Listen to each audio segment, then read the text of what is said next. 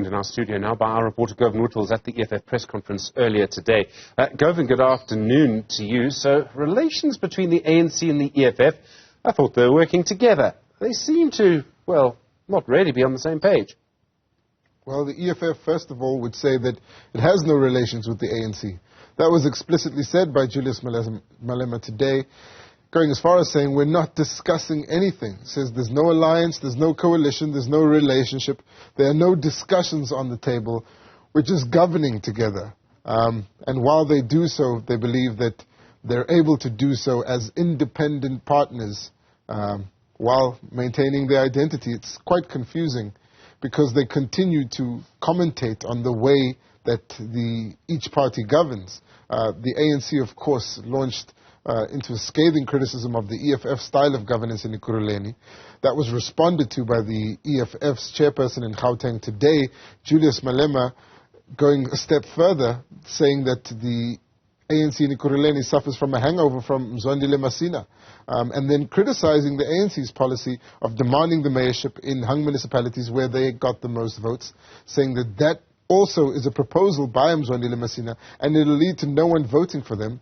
But in the meantime, they'll continue governing alongside each other and then behave as an independent party in that mayoral committee. Of course, they're able to say that because there are no ANC mayors where there are EFF MMCs, because they've chosen to get a minority party into that position. And so they could justifiably claim that they weren't appointed by the ANC.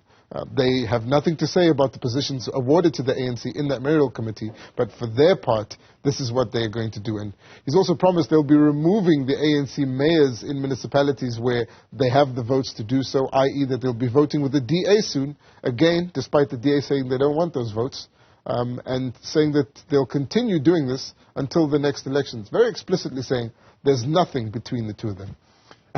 It is confusing, I have to say. I'm supposed to follow this professionally, and I'm confused. I know I'm easily confused, but I don't know what voters make of it at this stage. The EFF, Julius Malema, also talking about his own MPs and members of the provincial legislature. How does he rate their performance? Poorly. Well, at least according to Julius Malema, it's not a crisis. This is quite interesting. The EFF has always prided itself on being vibrant in the National Assembly, raising points of order. And Julius Malema saying that their latest Central Command Team meeting discussed at length the performance of those MPs in the National Assembly, in the legislatures around the country, in the provinces, as well as in councils. They found that the MPs in the National Assembly are lazy, according to Julius Malema. They're not questioning any ministers, some of them. Malema says that some of them appear to be aligned to ministers, too scared to question them. He says that many of them are submitting sick notes all with the same date, that they're off way too often, and that they'll need to shake things up before the end of the year. Well, he's talking about people in his own party. He's talking about people within the EFF. And the EFF from the onset has not been shy to shuffle the MPs that it sends to the National Assembly. It's seen as a coveted position to be representative of the EFF in the National Assembly.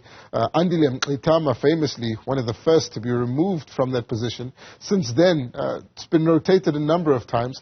This time, Julius Malema says that they'll do it because the performance of these MPs is not up to scratch. Some of them haven't even released a statement since being deployed to the National Assembly. And it doesn't stop there, of course. It extends to some councils. The EFF admitting it has some councillors who've never been to council since being elected in the 2021 elections. And they're very concerned about that. They're also concerned about MMCs meeting with business people at their homes, something that's apparently happening within the EFF. But they're happy with Nkululeko Dunga, the MMC of Finance in Ekurhuleni, who held an open meeting with those suppliers just last week. There are various things going on here. I mean, you talk about what's happening with their MPs, their caucus in the National Assembly. In 2018, I think it emerged, I think it was Gareth Nonsalin who suggested this, that the EFF, over 60% of EFF MPs had been removed from their caucus from 2014 to 2018. At this stage, is Malema looking at taking action against the MPs he's unhappy with? Well, yes, the EFF will remove them, to put it bluntly. That's what the EFF has promised to do after this meeting. It's something that looks like they don't hesitate to do. Unlike the ANC, where people's positions in the National Assembly are determined by provincial structures submitting lists sometimes the national structure then approving a list to the National Assembly, and your position sort of being guaranteed until someone resigns to make space for you on instruction from the Secretary General. You could be removed as a National Assembly member by a decision from the Central Command Team meeting. Usually that decision is taken by the top structures, so the Secretary General and the President, of course, Julius Malema. And it looks like they've got their microscope over some of the conduct of these MPs in the National Assembly ahead of this 10th anniversary, which is when their conduct will be under scrutiny, the state of their structures will be under scrutiny, and they're hoping they would be back to vibrant ways, as it were, within the National Assembly. They appear to have lost some spark in the National Assembly, in the Parliament, and the EFF press briefings are more about the party's structures than they are about the ANC as they were in the past these days, which indicate that the party is perhaps going through an introspective period where it knows that it's going to come under scrutiny and is trying to shake things up ahead of those celebrations. Many things going on here. I mean, in the middle of all of this, in Gauteng, we've seen Panyaza Lesufi launching yesterday, the Premier, the leader of the ANC in Gauteng, a program that will see 6,000 people being employed under the expanded public works program to pick up litter to plant trees in the province. The EFF accusing them of theft, of stealing their idea, of just using this to empower ANC volunteers ahead of next year's election.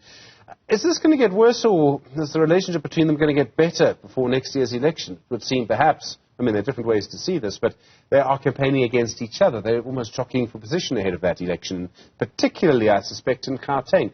And yet it's in Gauteng where they perhaps have a closer working relationship than anywhere else.